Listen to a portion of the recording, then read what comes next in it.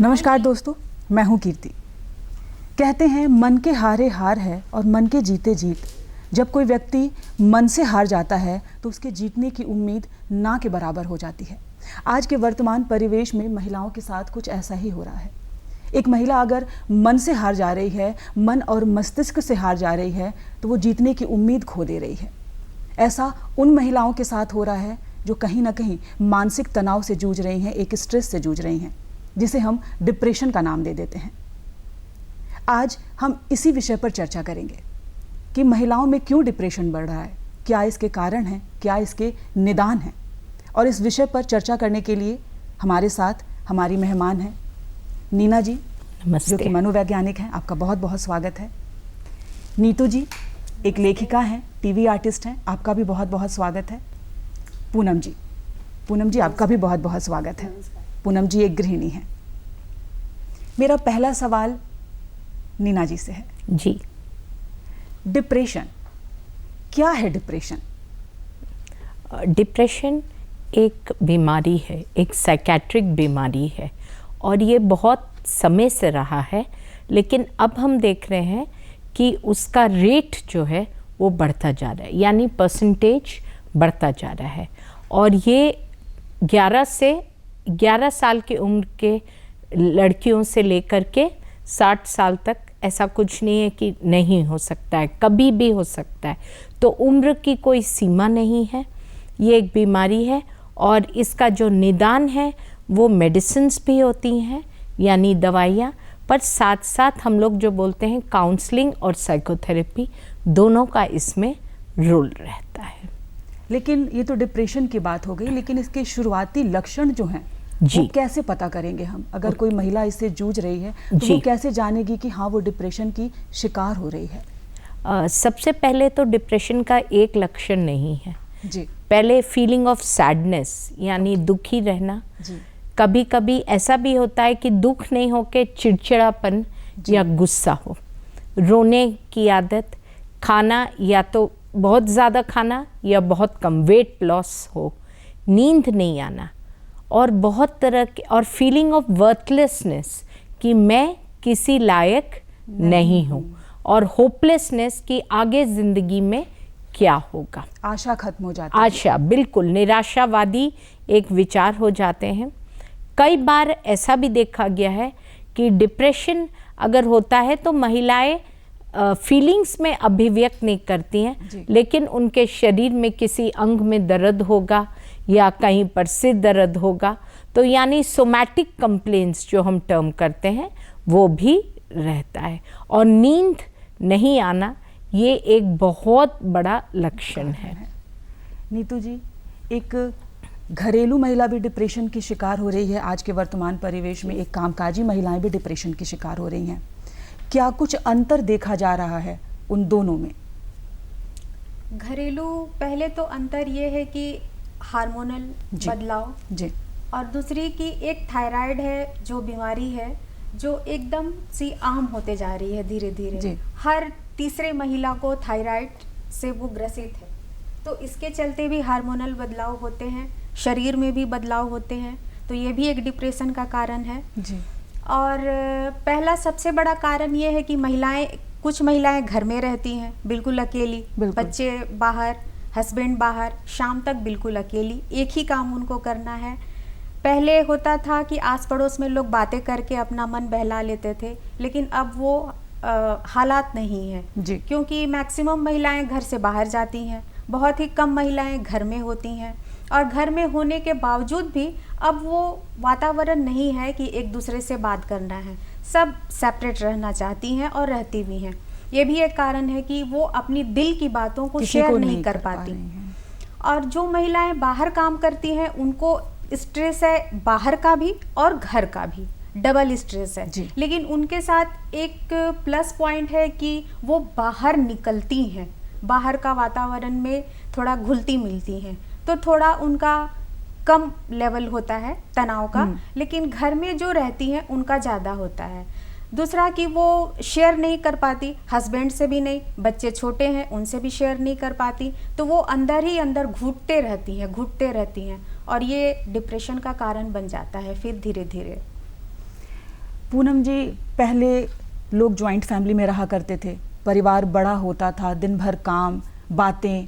अब लोग nuclear family में रहते हैं, ज़्यादातर लोग कमाने के उद्देश्य से बाहर जाते हैं और धीरे धीरे परिवार छोटा हो जाता है। तो क्या आज के वर्तमान परिवेश में न्यूक्लियर फैमिली में रहना भी महिलाओं में डिप्रेशन की एक वजह है? जी, मैं आपकी इस बात से बहुत सहमत हूँ। और सबसे पहले तो मैं सहमत नीतू मैम की बात से हूँ। ये बात सच है कि जो घरेलू महिलाएं होती हैं और जो कामकाजी महिलाएं होती हैं, दोनों में तनाव होता है। घरेलू महिला को ये अंदर ही अंदर गम खाया जाता है कि काश मैं भी घर से बाहर निकलती, काश मैं भी कोई ऐसा कार्य करती जिससे हमारा कुछ इनकम होता।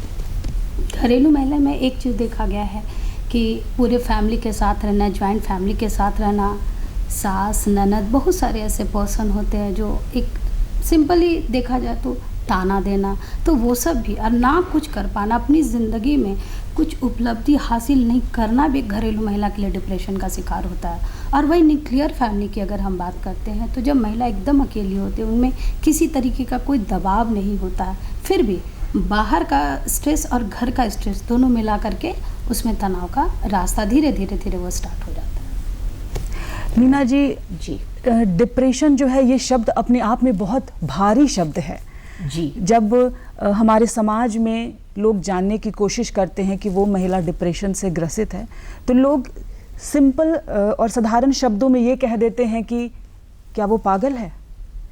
तो इसके लिए जागरूकता कितनी ज़रूरी है? कैसे हम समाज के हर वर्ग और ख़ासकर एक तबका तो ऐसा है जो वो समझना ही नहीं चाहता है कि डिप्रेशन भी कुछ है, उनको कैसे समझाएंगे, कैसे बताएंगे कि हाँ, डिप्रेशन वाकई एक मानसिक बीमारी है? देखिए, पहले भी मैंने आपसे कहा जी कि डिप्रेशन जो है कई बार सोमैटिक कंप्लेंट्स आते जी, हैं जी। तो जो लोग उसको फीलिंग्स में एक्सप्रेस नहीं करते हैं, या एक तबका ऐसा है जो बोलेगा कि मेरे हाथ में दर्द है, पाँव में दर्द है, चलने में तकलीफ है, तो वो हो सकता है कि डिप्रेशन का शिकार हो सकता है। 100% हम नहीं कह रहे हैं। दूसरी बात है कि डिप्रेशन ही नहीं, किसी भी तरह की जो मानसिक बीमारी है उसके प्रति हमारे समाज में एक स्टिग्मा है और लोग नहीं जानना चाहते हैं या देखना चाहते हैं कि मेरे घर में किसी को प्रॉब्लम है। वो लोग बोलते नहीं, तुम ठीक हो जाओगी, तुम अपना काम करो। और ऐसा भी होता है कि जब डिप्रेशन किसी को होता है तो वो डॉक्टर के पास नहीं जाएंगे, कोई नीम हकीम के पास जाएंगे, उसका इलाज उस तरह से करेंगे और इस बात को छुपा के रखेंगे। तो लोगों के मन में कोई भी मानसिक बीमारी के प्रति बहुत ही शर्म वाली फीलिंग है, तो वो लोग इसके लिए फॉरवर्ड नहीं आते। और जब तक हम लोग आगे आकर के ट्रीटमेंट नहीं ले, डिप्रेशन एक बीमारी है और ये 100% ट्रीटेबल है, तो ट्रीटमेंट लेंगे तो बिल्कुल ठीक हो जाएगी। लेकिन अगर हम हर समय सोचते रहेंगे नहीं, हम नहीं जाएंगे, अरे मैं तो ठीक हूँ, या मेरी बेटी ठीक है, या मेरी बहन ठीक है, तो इसका इलाज नहीं होगा। सबसे पहले एक्सेप्टेंस जरूरी है। आप एक्सेप्ट कीजिए कि आप ग्रसित हैं, आपका परिवार एक्सेप्ट करे कि ऐसी एक बीमारी है, तभी संभव है। बिल्कुल। और दूसरा है कि बीमारी का ट्रीटमेंट है तो क्यों नहीं हम राइट पर्सन के पास जाएं, ट्रीटमेंट करवाएं। एक चीज़ और है, इसी से जस्ट ऐड करना चाहती हूँ, लोगों को लगता है कि अगर वो लोग मानसिक बीमारियों की दवाई लेंगे तो या तो मुंह से लार टपकेगा या दिन भर सोते रहेंगे, जबकि आज की डेट में बहुत ज़्यादा दवाइयों में फ़र्क आया है। तो ऐसा नहीं है कि आप अपना काम नहीं कर सकते इन बीमारियों में अपने दवाइयों के साथ साथ। जागरूकता की कमी है। हाँ, मेन है। ऐसा लग रहा है कि दवाई खाएंगे तो लार टपकेगा या डलनेस फील होगा, तो इसका मतलब है कि जागरूकता की थोड़ी कमी है। थोड़ी नहीं, बहुत ज़्यादा। हाँ, जैसा शायद कह रही कि बहुत ज़्यादा कमी है। 99% जागरूक होना पड़ेगा इस बिल्कुल मामले में। बिल्कुल। हम लोग को कहूंगी हाँ, कि हमारा जो समाज है मॉडर्न अपने आप को कहता है जी। पर माइंड से वो मॉडर्न नहीं हो पाया है। डिप्रेशन का मरीज को अगर बात किया जाए घर में, अगर वो खुद से किसी से अपनी बातों को शेयर करे, अपने अंदर पेरेंट्स के से, विकार को निकाले, अपनी बातों को शेयर करे, तो बातों के द्वारा भी उसको सॉल्व किया जा सकता है और वो डिप्रेशन से बाहर निकल सकता है। लेकिन हमारे समाज में एक ऐसी मानसिकता शुरू से बनी आई है और अभी भी है, इतने पढ़े लिखे लोग होने के बावजूद भी डिप्रेशन में है तो लोग मतलब समझते हैं अरे पागल है। जबकि वही मेरा कहना था कि इसको पागलपन से क्यों जोड़ के देखा जा रहा है। डिप्रेशन एक तनाव है, तनाव बहुत ज़्यादा डीप में चला जाता है व्यक्ति, तो उसको डिप्रेशन हर कोई है। हमारे पूरे दुनिया में लगभग 30 करोड़ लोग डिप्रेशन के शिकार हैं और अगर अभी हम लोग सब कोई आपस में अपनी अपनी बातों को रखे तो पता चलेगा हम लोग सब कहीं ना कहीं डिप्रेशन के शिकार हैं। हमारे भारत में 5 करोड़ लोग डिप्रेशन के शिकार हैं।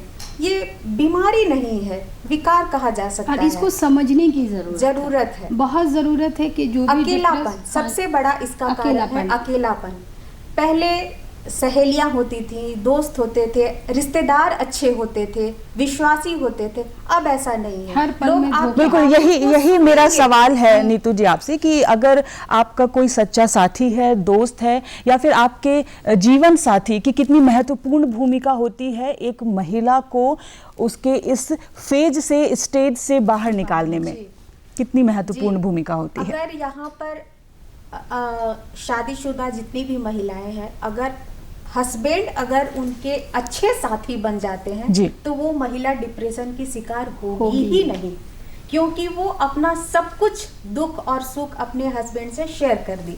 लेकिन हमारे हिंदुस्तान में अभी इस बात की बहुत कमी है। पुरुष पुरुष है, महिला महिला है, ऐसे डिफरेंट बांट दिया गया है कि आप महिला हैं, आप पुरुष से थोड़ा कम है, कमतर नापी जाती हैं महिलाएं, और पुरुष अपने आप को मतलब अपना लेवल को हाई करते हैं, जिसके वजह से महिला कहीं ना कहीं अपनी बातों को शेयर करने में कतराती हैं और उनको रोक भी दिया जाता है। अच्छा, शिक्षा का इसमें पूनम जी कितना महत्वपूर्ण जो है वो योगदान हम कह सकते हैं या फिर भूमिका कह सकते हैं कि अगर वाकई महिला शिक्षित है या फिर उसका परिवार शिक्षित है तो वो इन चीज़ों को समझ सकता है, पहली चीज़। और दूसरी चीज़ कि शिक्षा को लेके महिलाओं को दबाया भी जाता है, लोग ये चाहते भी नहीं है कि महिला बहुत ज़्यादा पढ़े, और जब महिला पढ़ती नहीं है तो उन्हें इस बात को लेकर डिमोलाइज किया जाता है कि वो डिप्रेशन में चली जाती हैं। सबसे पहले तो कीर्ति जी आपने बहुत ही अच्छा क्वेश्चन किया है कि इसमें शिक्षा का क्या स्थान है या क्या प्रभाव पड़ता है। देखिए, शिक्षा हर चीज़ के लिए, किसी भी चीज़ के लिए शिक्षा का प्रभाव बहुत ज़रूरी है। हर चीज़ के लिए शिक्षित होना ज़रूरी है। लोग कहते हैं, या हम लोग पुराने ज़माने से भी सुनते आए हैं कि अगर एक पुरुष पढ़ता है तो वह सिर्फ पुरुष अकेला पढ़ता है, पर जब एक महिला पढ़ती है तो महिला पूरे परिवार के लिए पढ़ती है, या हम लोग खुले शब्दों में कह सकते हैं कि महिला पढ़ती है तो एक समाज के लिए पढ़ती है। एक शिक्षित महिला, हाँ, बीमारी कोई भी, आज डिप्रेशन है, कल किसी और तरह का बीमारी है, तो बीमारी की जानकारी एक शिक्षित महिला को अगर देखिएगा तो वो बीमारी को अपने तरीके से हैंडल करती है। और अगर हैंडल करना है सही ढंग से तो धीरे धीरे इसका कोई भी बीमारी है वो ख़त्म हो जाएगी। लेकिन वही है कि पहले लोग चाहते नहीं थे कि महिलाएं जो है वो पुरुषों से ज़्यादा पढ़ें, लेकिन अब वर्तमान परिवेश में शिक्षा का जो एक तरह से स्टैंडर्ड है वो बहुत हाई हो चुका है हमारे समाज में। बच्चे ही आके माँ को कहते हैं कि अरे मम्मी तुम्हें तो कुछ नहीं आता, हस्बैंड बोलते हैं कि अरे यार छोड़ दो, मैं कर लूँगा, तुम्हें तो आता ही नहीं है। नहीं, इसका फ़र्क पड़ता है। अगर जैसा आप बता रही हैं कि हस्बैंड ऐसा आके बोलता है, मैं भी नीतू जी की बात बहुत ध्यान से सुन रही थी, उन्होंने बार बार ये बात कहा कि अगर एक हस्बैंड अपनी वाइफ का सबसे पहला और अच्छा दोस्त बनता है तो वो महिला कभी भी डिप्रेशन की शिकार नहीं होगी। बिकॉज क्योंकि अभी आपने बताया कि अपने अंदर का जो विकार है वो खुल के निकालना चाहिए, और वो उसके पास शादी के बाद एक महिला का सबसे अच्छा दोस्त साथ ही उसका हस्बैंड होता है। नीना जी, डिप्रेशन के जैसे आपने बताया बहुत सारे लक्षण हैं जी, लेकिन लोग डिफ्रेंशिएट नहीं कर पाते, यानी कि उसमें अंतर नहीं समझ पाते कि ये भी डिप्रेशन का कारण है, ये भी डिप्रेशन का कारण है। ओवर थिंकिंग, एंजाइटी, बहुत ज़्यादा सोचना किसी भी चीज़ों को, क्या ये भी डिप्रेशन का एक कारण है? कैसे अंतर करेंगे इसमें? देखिए, वो डिप्रेशन का कारण तो नहीं, वो एंजाइटी डिसऑर्डर्स जिसको हम कहते हैं उसमें आता है। लेकिन अक्सर हम देखते हैं कि एंजाइटी और डिप्रेशन दोनों साथ साथ आते हैं।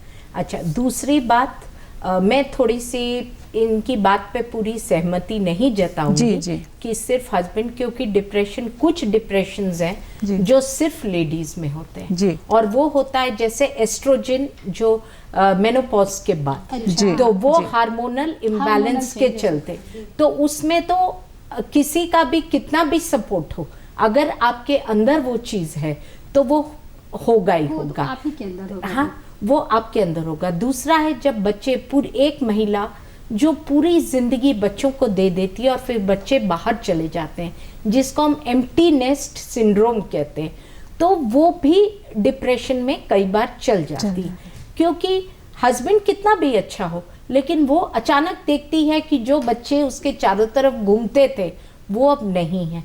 तो हमको लगता है इस समय महिला को अपने लिए कुछ नए इंटरेस्ट, अपनी पुराने इंटरेस्ट को जागृत करना चाहिए। और तीसरी चीज है जिसको हम पोस्ट पार्टम डिप्रेशन कहते हैं। मैं यहाँ पर इसलिए बोल रही हूँ क्योंकि कई बार ऐसा होता है कि जब बच्चे का जन्म होता है तो महिला डिप्रेशन में जाती है, और वो प्रेगनेंसी या चाइल्ड बर्थ के बाद होता है, तो उस समय अगेन वो हार्मोनल इम्बैलेंस के कारण होता है। हो सकता है कि 2 वीक्स में अपने आप रिजॉल्व हो जाए, और कई बार ऐसे क्लाइंट्स आते हैं जो अपने बेबी को लाइक नहीं करते, या वो बिलीव करते हैं कि हम एक अच्छी मदर नहीं है, और वो उनको फिर एंटी डिप्रेशन देके ट्रीट करना पड़ता है। तो क्या बच्चे पर भी इसका कुछ असर होता है? बिल्कुल बिल्कुल, अगर माँ अपने बच्चे को स्वेच्छा से स्वीकार नहीं करेगी तो वो बच्चे पर तो होगा। और एक चीज और है, लड़कियों के साथ अगर कोई सेक्सुअल अब्यूज हुआ हो बचपन में, तो वो भी एक डिप्रेशन का कारण बाद में बन जाता है। अच्छा, डिप्रेशन का एक कारण आनुवांशिक भी माना जाता है। हाँ, बिल्कुल बिल्कुल, वो हेरिडिटरी होता है, वो होता है। तो उसमें कैसे लक्षण पहचाने जाएंगे अगर आनुवांशिक? लक्षण तो वही होते हैं, लेकिन उनकी जो सिवियरिटी है वो अलग अलग होती है। और जैसे इन्होंने कहा, हो सकता है बहुत सिवियर में सिर्फ एक तनाव हो, हाँ, जो वो एक्सप्रेस करने से कम हो जाएगा। लेकिन अगर सिवियर डिप्रेशन होता है, सुसाइडल थॉट्स आते हैं, तो उस समय हम लोग जरूर क्वेश्चन करते हैं कि क्या आपके घर में किसी को मेंटल डिसऑर्डर है या नहीं है। तो उस सिचुएशन में उसकी लाइफ सर्कमस्टांसेस इम्पोर्टेंट होती है, लेकिन उसके अंदर जो डीएनए या आरएनए जो होता है वो भी बहुत इम्पोर्टेंट होता है। कुछ तरह के डिप्रेशन में देखा जाता है कि महिलाएं अकेली रहना चाहती हैं, कि उन्हें छोड़ दिया जाए। कुछ में देखा जाता है कि वो अकेलेपन से घबराती हैं कि नहीं। बिल्कुल, तो डिप्रेशन में भी बहुत तरह के मतलब अलग अलग फीचर्स हैं, जो हम लोग बोलते हैं कि कुछ महिलाएं अकेले रहती हैं तो डिप्रेस्ड फील करती हैं, और जब वो लोगों के साथ रहती हैं तो उस तरह का नहीं होता है। और कुछ बोलती हैं हमको कुछ अच्छा नहीं लग रहा है, हम अकेले रहेंगे। कुछ महिलाएं भीड़ में रहना ज़्यादा पसंद करती हैं, लोगों के बीच में रहना पसंद करती हैं। वो एक्चुअली में वो लोगों को पसंद नहीं करती, वो अपनी बीमारी से भागना चाहती है, अपनी तकलीफ से वो भागना चाहती है कि हम 4 लोगों के बीच में रहेंगे तो वो मेरे अंदर थॉट्स नहीं आएंगे, उससे वो भागती है। या कुछ पल के लिए उस चीज को भूलना चाहेंगे, वो भागती हैं, जबकि भागना इसका निवारण नहीं है। एग्जैक्टली, तो यही हम बोले, हम लोगों को डिफरेंशिएट करना है कि किस तरह का डिप्रेशन है। दूसरा है कि क्या वो ट्रीटेबल है जस्ट एट टॉकिंग लेवल, जो हम साइकोथेरेपी बोलते हैं, या वो सीरियस है, उसको चाहिए। कभी कभी क्या एक समय के बाद ऐसा भी होता है कि डिप्रेशन लाइलाज हो जाए? नहीं, ऐसा जनरली नहीं होता है, लेकिन क्रॉनिक डिप्रेशन हो गया 10 साल 20 साल 25 साल से, तो थोड़ा डिफ़िकल्टी होता है ट्रीटमेंट में। और हर बीमारी में अगेन हम इंसिस्ट कर रहे हैं कि होता है ऐसा कि कुछ बीमारियां जो है बहुत जो मतलब क्रॉनिक हो जाती है, तो उनको ट्रीटमेंट में थोड़ा डिफ़िकल्ट होता है। लेकिन नॉर्मली अगर ज़्यादातर देखा जाए तो डिप्रेशन लाइलाज नहीं है। और दूसरा है कि किस टाइप का डिप्रेशन है, ये हमको डिफरेंशिएट करना है। और इसलिए ज़रूरी भी, कई बार सुसाइडल थॉट्स आते हैं, we lose people to depression. लेकिन डिप्रेशन के मेडिसिन लेने से मरीज़ ठीक तो होता है, लेकिन उसका साइड इफ़ेक्ट्स भी देखने को मिलते हैं। कभी कभी मरीज का शरीर अचानक से फैलने लगता है, तब भी जो भुक्तभोगी है वो भी फिर उसका वो दूसरा असर होने लगता है कि अरे मेरा शरीर अचानक से बढ़ने लगा है, तो उससे भी वो घबरा जाता है कि टैबलेट जितना हम ले रहे हैं शरीर मेरा उतना भाग रहा है। तो आज के सोसाइटी में कोई भी नहीं चाहता है कि मैं मोटी हो रहूं या मोटी हो जाऊं, है ना। तो ये भी एक कारण है। तो सबसे पहले मैं मानती हूँ कि काउंसलिंग ज़रूरी है, और काउंसलिंग अगर घर से हो तो उससे ज़्यादा, उससे बेहतर, मच बेटर है, बिल्कुल मच बेटर है। डॉक्टर भी पहले प्रोवाइड करते हैं कि काउंसलिंग में जाइए, उसके बाद वो मेडिसिन देते हैं। और मेरा मानना है पर्सनली कि अगर डिप्रेशन में सबसे पहले निगेटिव थॉट्स बहुत आते हैं, तो जैसे ही आपको लगता है, मरीज को लगता है या हम में से किसी को भी लगता है कि निगेटिव थॉट्स ज़्यादा आने लगे हैं, तो जैसे ही निगेटिव थॉट्स आते हैं आने दो और जाने दो। ये फॉर्मूला अपनाना चाहिए मरीज को या किसी भी व्यक्ति को, नॉर्मली आज के सोसाइटी में किसी भी व्यक्ति को ये थॉट्स अपना लेना चाहिए, इस विचार को अपने अंदर समाहित कर लेना चाहिए। निगेटिव थॉट्स आने दो जाने दो, उसको रिपीट नहीं करना है। रिपीट करने के बाद वो दिमाग में बैठ जाता है और वो आपको फिर बार बार हंट करेगा। एक अच्छे वातावरण का कितना प्रभाव पड़ता है पूनम जी? वातावरण का प्रभाव तो पड़ता है और बहुत ज़्यादा फर्क पड़ता है वातावरण का। जैसे कि अभी मैं सुन रही थी, मैम को भी सुनी, नीतू मैम को भी सुनी, एक डिप्रेशन का मेरे अनुसार ये भी एक कारण हो सकता है कि पहले लोग समझते थे, अब है कि बहुत कम समय, सबके पास बहुत कम टाइम होता है, कम टाइम में बहुत ज़्यादा लोग ये करना अचीव करना चाह रहे हैं। पहले था कि समझ के चलो आज नहीं तो कल, कल नहीं तो परसों ये हो जाएगा। अब के महिलाओं में देखा जा रहा है, महिला का आप ये चीज़ पुरुष के साथ भी ले सकते हैं, वो चाहते हैं मैं तुरंत जाऊँ, तुरंत सक्सेस करूँ, तुरंत सब कुछ हो जाए और सब कुछ मेरे अंदर आ जाए, शॉर्टकट। तो, हाँ, शॉर्टकट में सारा रास्ता शॉर्टकट का, चाहे वो नेम में लीजिए, नेम फेम में लीजिए या मनी में लीजिए या किसी भी जगह पे, मतलब तुरंत क्विक फास्ट हमारे साथ होगा। और अगर थोड़ा सा भी आपके साथ कुछ बुरा हो गया या कहीं थोड़ा सा निगेटिविटी पता चला तो आप डिप्रेशन के शिकार हो गए।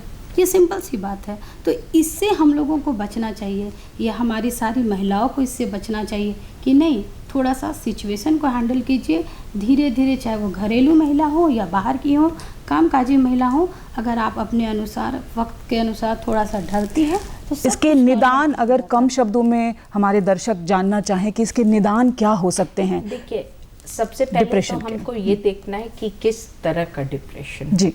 अगर घर में ही आप किसी से बात कर लें, अपने हस्बैंड से बात कर लें और आपके डिप्रेशन का निदान हो जी, तो कोई ये नहीं है। हाँ? दूसरा है साइकोथेरेपी या काउंसलिंग जी, और तीसरा है जब हम देखते हैं बहुत सीवियर है तो फिर हमको दवा के लिए रेकमेंड करना होता है, क्योंकि हमको चूज करना है कि कहीं वो इंसान अपनी जान तो नहीं ले ले या दवा खा करके थोड़ा भले ही उसका शरीर गड़बड़ाए लेकिन वो है तो मेडिसिन से थोड़ा नॉर्मलाइज किया जा सकता है, उसके बाद आप उसको काउंसलिंग पे ले जाइए। हाँ, लाइफ ज़्यादा ज़रूरी है। हाँ, life exactly more important, because आप ठीक है आपके फिगर में थोड़ा सा चेंजेस आ सकते हैं, नो डाउट, बट लाइफ आपके पास होगा। हाँ, बिल्कुल ये चीज़ होता है। और आपके बच्चे हैं अगर तो your children need you, your husband needs you. तो हम इस बात में ये करते हैं कि पहले हम उसको देखें कि किस टाइप का डिप्रेशन है।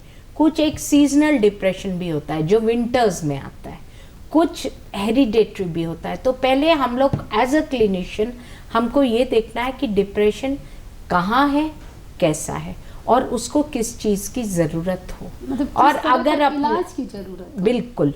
और थर्ड इज़ कि अगर वो नेगेटिव थॉट्स अपने आप हटा ले, जैसे इन्होंने कहा, तो जब नेगेटिव थॉट्स हटा नहीं पाता है तब हमारे पास आता है, क्योंकि अगर घर में ही वो खुद को ट्रीट कर लेगा। ये भी हो सकता है मैम कि अगर वो निगेटिव थॉट्स अपने आप से हटा लेते तो डिप्रेशन में वो जाते ही नहीं। एग्जैक्टली। पहला क्वेश्चन ये भी बनता है, हाँ। अगर हम खुद ही कहते मेरे अंदर निगेटिव आओ और वो चले भी जाए तब तो वो डिप्रेशन का शिकार है ही नहीं। बिल्कुल बिल्कुल।